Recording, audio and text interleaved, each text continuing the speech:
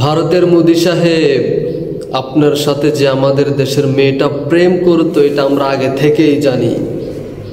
আপনাদের এই প্রেম আমরা গ্রহণ করি নাই, আপনাদের এই প্রেম আমরা সমর্থন করি নাই, যার কারণে মেয়েটা দেশ ছেড়ে পালিয়ে আপনার কাছে চলে গিয়েছে ভারতে।